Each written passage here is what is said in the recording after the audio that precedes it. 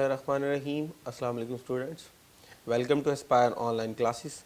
और मैं हूं आपका बायोलॉजी टीचर मोहम्मद राहील साबिर। आज हम शुरू करने जा रहे हैं अपना लेक्चर नंबर 6। आज के लेक्चर में हम पढ़ेंगे साइटोप्लाज्म और एंडोप्लाज्मिक रेटिकुलम। ठीक है जी।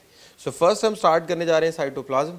साइटोप्लाज्म में हम पढ़ेंगे जी इंट्रोडक्शन, प्रोटोप्लाज्म, कंपोनेंट्स और फंक्शंस। ठीक है जी।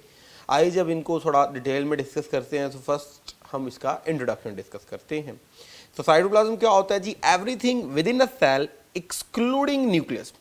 तो सेल के अंदर जो कुछ भी है, ठीक है जी, आप प्लाज्मा मेम्ब्रेन से सेल के अंदर एंटर हुए तो जो कुछ भी होगा एक्सक्लूडिंग न्यूक्लियस वो हमारा सारा क्या कहलाता है? साइटोप्लाज्म कहलाता है। ठीक है जी। सपोज कीजिए ये हम सेल के अंदर जा रहे हैं जी, ये मेरे पास सेल है, ब्लू कलर का जो आपको सर्कल शो हो रहा है, ये रेड कलर का अंदर न्यूक्लियस है।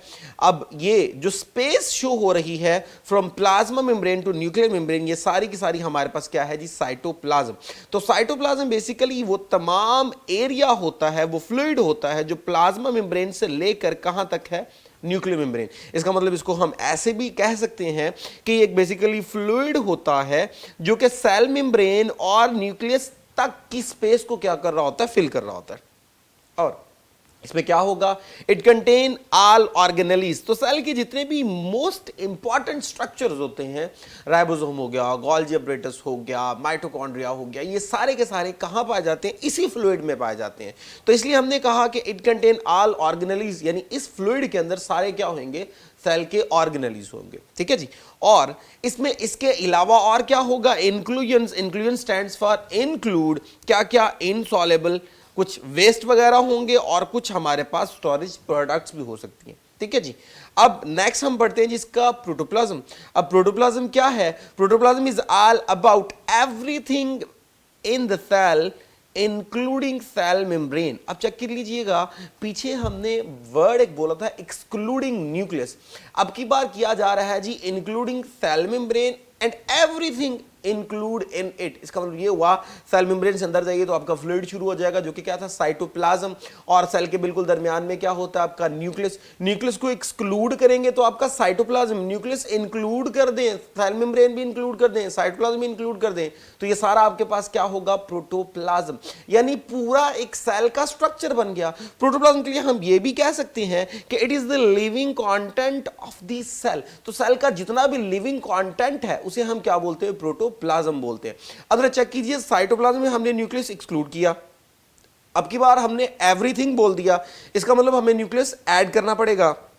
तो इसको हम ऐसे भी कह सकते हैं कि हमारे पास प्रोटोप्लाज्म के दो पार्ट हुए, साइटोप्लाज्म और उसके अंदर ऐड साथ करना पड़ेगा क्या? न्यूक्लियस। सो न्यूक्लियस प्लस साइटोप्लाज्म। पीछे उसने पहले बोल दिया कि बाउंड्री तो ऑलरेडी इंक्लूड है। अब ये तीनों चीजें इकट्ठी जब होंगी आपके पास सेल का पूरा स्ट्रक्चर बनेगा, उसे हम क्या बोल रहे हैं? प्रोटोप्लाज्म बोल रहे हैं। ठीक है जी। इसका मतलब ये हुआ प्रोटोप्लाज्म को हम दो हिस्सों में क्लासिफाई कर सकते हैं, साइटोप्लाज्म और न्यूक्लियस। ठीक है जी। आइए जी जरा हम सेल देखते हैं। ये सेल है हमारे पास, इस सेल में ये आपको साइटोप्लाज्म शो किया जा रहा है। साइटोप्लाज्म का मतलब ये होगा ये सारा फ्लूइड है जो यहां से लेकर यहां तक है, यानी इसमें न्यूक्लियस ऐड नहीं किया जाएगा। जबकि दूसरी तरफ यहां पे आपको प्रोटोप्लाज्म शो किया जा रहा है जिसमें शो किया जा रहा है जी साइटोप्लाज्म भी होगा और साथ न्यूक्लियस भी होगा। इसका मतलब ये हुआ कि यहां पे न्यूक्लियस और साइटोप्लाज्म दोनों को इकट्ठा ऐड करेंगे तो प्रोटोप्लाज्म। लेकिन अगर न्यूक्लियस को हम क्या कर देंगे? माइनस कर देंगे, तो जो जेली लाइक फ्लूइड रह जाएगा कंटेन ऑल ऑर्गेनेलीज, वो हमारे पास क्या होगा? वो हमारे पास साइटोप्लाज्म होगा।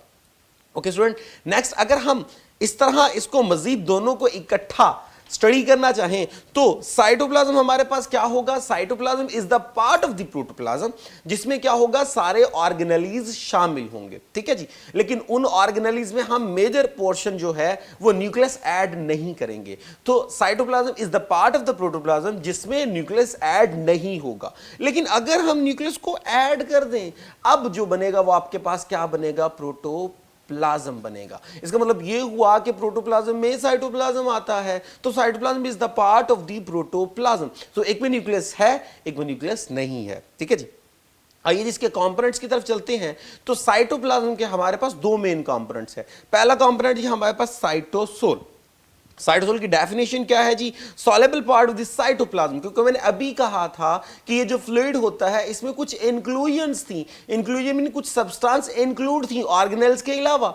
अब वो जो सॉलेबल पार्ट होगा उसके सॉलेबल पार्ट को हम क्या बोलते हैं? उसे हम बोलते हैं साइटोसोल।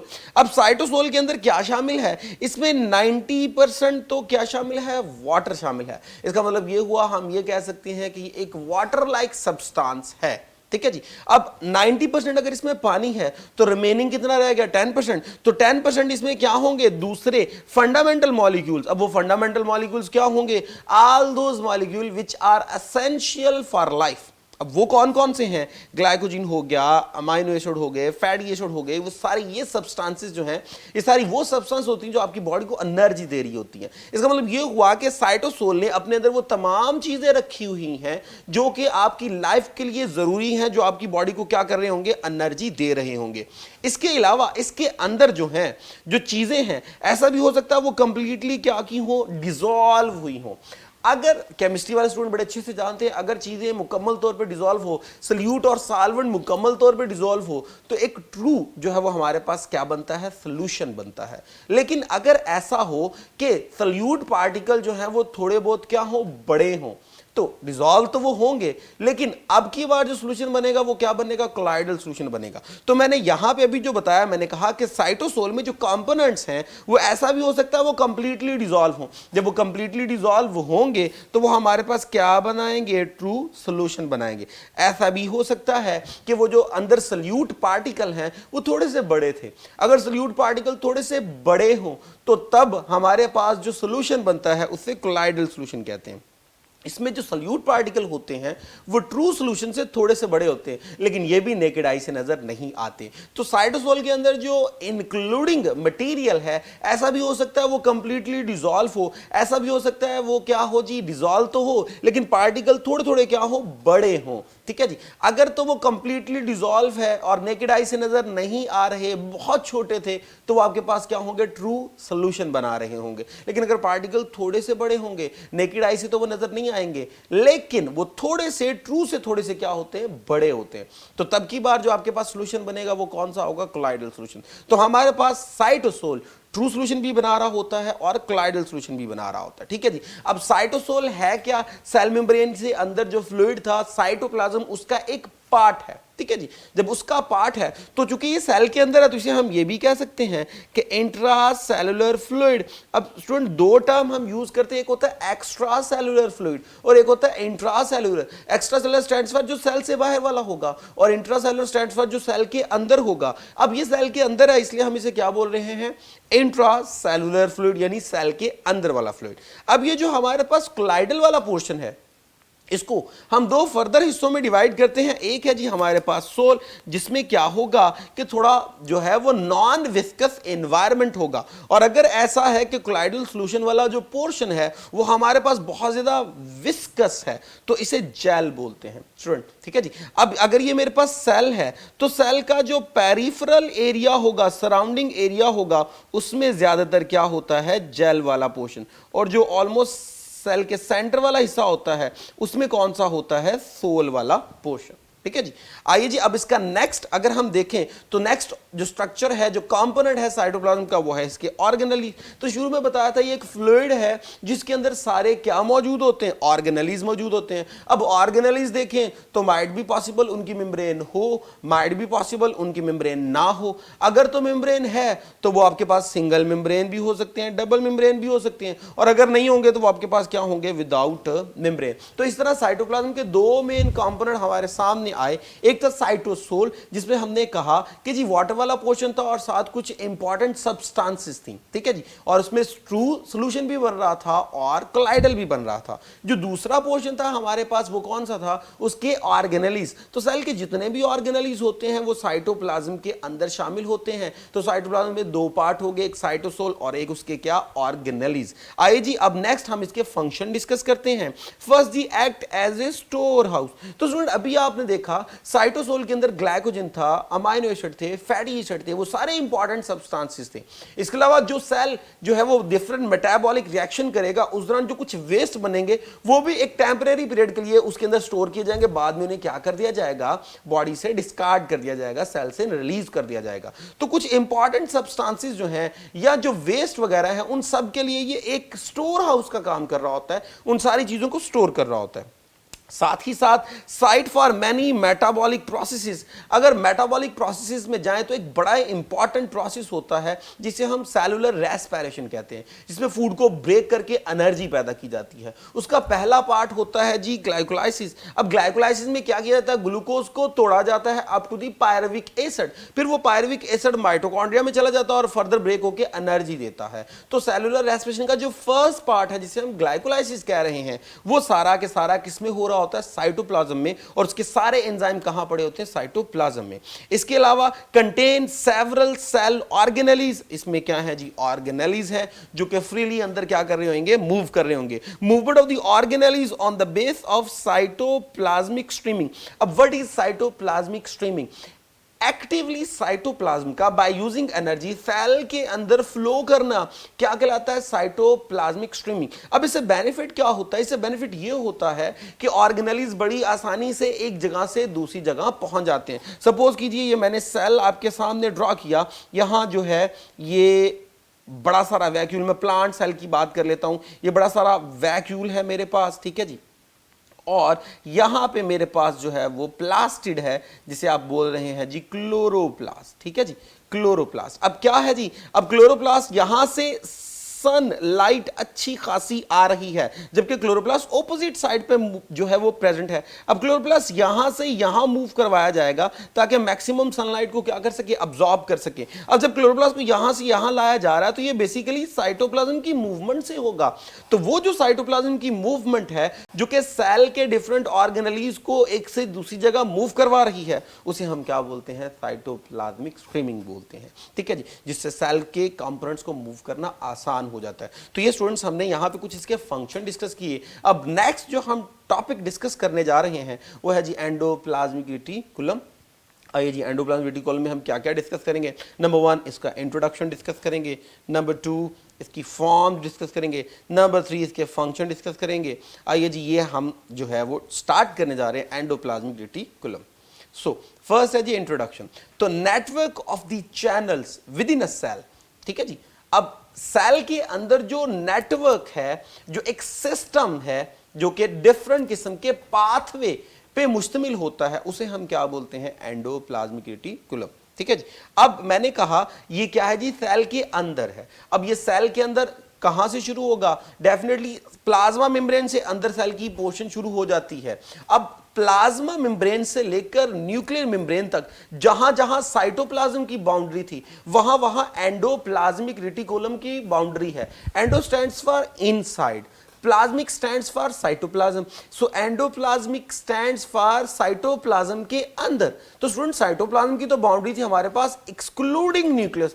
इसका मतलब ये हुआ जो एंडोप्लाज्मिक रेटिकुलम होगा ये भी न्यूक्लियस से बाहर बाहर होगा, उसकी मेम्ब्रेन को टच करेगा, अंदर नहीं होगा, ठीक है जी। तो इसकी एक्सटेंशन कहां तक है, ये है जी न्यूक्लियर मेम्ब्रेन से प्लाज्मा मेम्ब्रेन, यानी प्लाज्मा मेम्ब्रेन से लेकर न्यूक्लियर मेम्ब्रेन तक इसकी क्या होगी, एक्सटेंशन होगी, ठीक है जी। आइए जी, अब नेक्स्ट अगर हम इसके देखें सिस्टर्नी कंपोनेंट। अभी सिस्टर्नी कंपोनेंट क्या होते हैं, basically each channel is a sac और ट्यूब लाइक स्ट्रक्चर। क्या मतलब, जरा देखिएगा जी, ये नीचे आपके सामने शो हो रहा है एंडोप्लाज्मिक रेटिकुलम का स्ट्रक्चर। अब यहां पे ये जो पोर्शन है ये हमारे पास न्यूक्लियस है। अब न्यूक्लियस की सराउंडिंग में ये जो सारा आपको रेड वाला और ये सारा जो इधर जो है वो आपको लाइट येलो शक्ल में नजर आ रहा है, ये सारा एंडोप्लाज्मिक रेटिकुलम है। अब इस एंडोप्लाज्मिक रेटिकुलम में आप देखिए आपको ये छोटी छोटी सैक्स नजर आ रही होंगी। हर सैक को हम क्या बोलते हैं, सिस्टर्नी,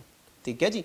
तो ये कॉम्बिनेशन ऑफ सिस्टर्नीज होता है और हर सिस्टर्नी में क्या होगा, ER यानी एंडोप्लाज्मिक रेटिकुलम का कुछ कंटेंट होता है, कुछ एंजाइम्स वगैरह होते हैं जिसकी बिहाफ पे ये अपने मेटाबॉलिज्म को क्या करता है, परफॉर्म करता है।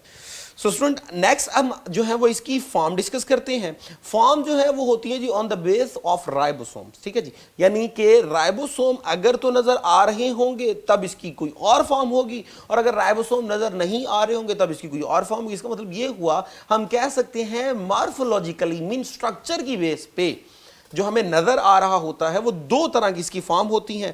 पहला है जी हमारे पास रफ एंडोप्लाज्मिक रेटिकुलम।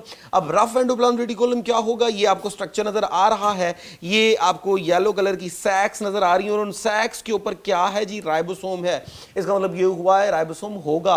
अब राइबोसोम होगा तो अब ये जो सैक है ये स्मूथ की बजाय आपको बड़ी रफ अपीयरेंस देगी। क्यों? क्योंकि इनके ऊपर राइबोसोम आ गया। जब राइबोसोम आ गया तो हम कह सकते हैं कि इनकी कौन सी अपीयरेंस होगी, ग्रैनुलर अपीयरेंस होगी, यानी दानेदार शक्ल में ये आपको नजर आएंगे। और ये दानेदार शक्ल में क्यों नजर आएंगे? क्योंकि इनके अंदर क्या मौजूद होंगे जी, राइबोसोम होंगे, जो इनकी सरफेस के ऊपर क्या होंगे, अटैच होंगे। ठीक हो गया जी। अब राइबोसोम जब इनकी सरफेस पे अटैच होंगे तो राइबोसोम का फंक्शन फिर क्या होगा, ये बेसिकली प्रोटीन फॉर्मेशन करते हैं। ठीक है जी। अब राइबोसोम जब प्रोटीन बनाएंगे तो बेटा डिफरेंट आपकी बॉडी में जो एंजाइम्स हैं वो बाय नेचर प्रोटीन्स हैं, आपकी बॉडी में डिफरेंट हार्मोन्स हैं वो बाय नेचर प्रोटीन्स हैं। अब इन प्रोटीन्स को माइट बी पॉसिबल सेल्स के अंदर यूज करना है, माइट बी पॉसिबल सेल से बाहर यूज करना है। तो अगर तो सेल के अंदर यूज करना है तो यहां पे इसको सिंथेसाइज किया जाएगा और सिंथेसाइज करके बॉडी के अंदर स्टोर कर लिया जाएगा ताकि फ्यूचर में यूज कर लिया जाए।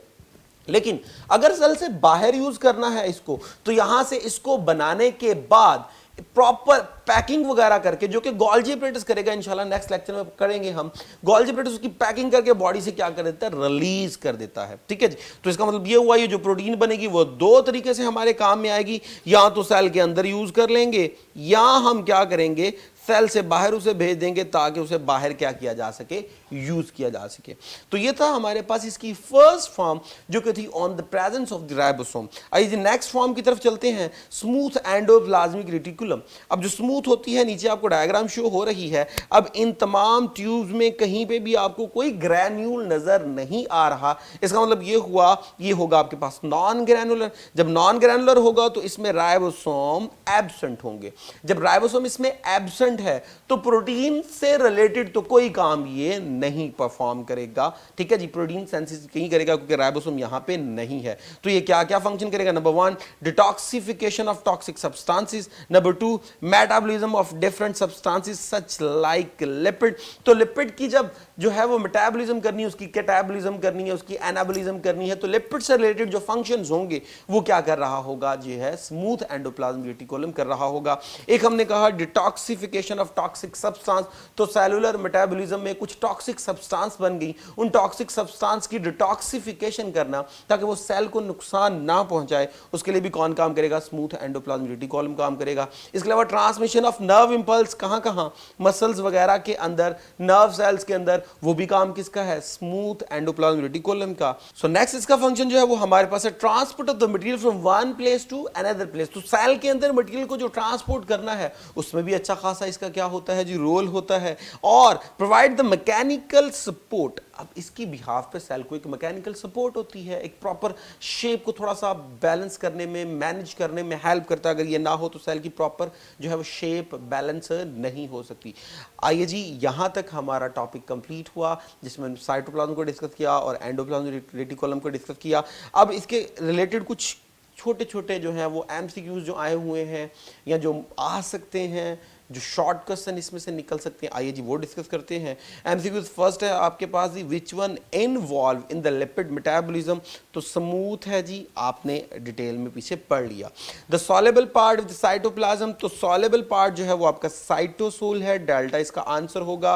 Which one contain many ribosomes. अब राइबोसोम बहुत ज्यादा जो है वो किसके ऊपर होते हैं, यहाँ पे अल्फा ऑप्शन है जी RER, बीटा ऑप्शन है SER, चार्ली ऑप्शन है साइटोप्लाज्म, डेल्टा ऑप्शन है A एंड C। तो स्टूडेंट यहाँ पे एक थोड़ी सी चीज़ मैं ऐड करता चलूँ, जो राइबोसोम्स होते हैं वो दो फॉर्म में होते हैं। यहाँ तो वो RER के साथ जुड़े होते हैं, या वो साइटोप्लाज्म में होते हैं, ठीक है। यानी दोनों फॉर्म में हो सकते हैं, वो RER के ऊपर भी होते हैं और साइटोप्लाज्म में भी होते हैं, दोनों जगह पर होते हैं। तो यहाँ RER तो होगा ही, लेकिन राइबोसोम चूंकि साइटोप्लाज्म में भी होते हैं इसलिए डेल्टा ऑप्शन जो है वो ज़्यादा ठीक होगा, क्योंकि राइबोसोम जो है वो RER के साथ साइटोप्लाज्म में भी होते हैं। ये इंशाल्लाह राइबोसोम के टॉपिक में नेक्स्ट लेक्चर में हम डिस्कस करेंगे।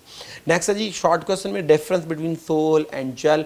तो हमने पढ़ा कि जिस साइटोसोल के अंदर जब क्लाइडल सॉल्यूशन होगा तो क्लाइडल सॉल्यूशन अगर ये ज़्यादा विस्कस होगा तो जेल जो कि सेल की पेरिफेरल साइड पे होगा, नॉन विस्कस होगा तो वो आपके पास सोल जो सेल के ऑलमोस्ट सेंटर वाला पोर्शन होता है। नेक्स्ट शॉर्ट क्वेश्चन है जी साइटोसोल। तो आपने कहा soluble part of the cytoplasm known as cytosol, जिसमें 90% पानी था, 10% अदर जो थे वो सॉलेबल सब्सटेंसेस थी, जिसके अंदर जो था वो ग्लाइकोजन था, लिपिड था, प्रोटीन थे और डिफरेंट जो बॉडी के लिए ज़रूरी चीज़ें थी। और last one is difference between RER FER। तो स्टूडेंट RER रफ एंडोप्लाज्म है, वो स्मूथ एंडोप्लाज्म है। रफ के ऊपर राइबोसोम होते हैं, स्मूथ के ऊपर राइबोसोम नहीं होते, यानी वो ग्रैनुलर होगा, वो नॉन ग्रैनुलर होगा, उसका काम प्रोटीन सेंसिस करना और उसका काम लिपिड वगैरह बनाना और कुछ दूसरे जो फंक्शन आपने बेशुमार पढ़े वो भी, ठीक है जी। तो आप सिर्फ डिफरेंस बता दीजिएगा, एक राइबोसोम की प्रेजेंस वाला, ठीक है जी, और दूसरे में दो दो फंक्शन आप इनके डिस्कस कर दीजिएगा। तो होप सो आपको समझ आई होगी। अब तक के लिए इतना है जी, इंशाल्लाह नेक्स्ट लेक्चर में नेक्स्ट चीज़ों के साथ हम हाजिर होंगे। थैंक यू सो मच, अल्लाह हाफिज़।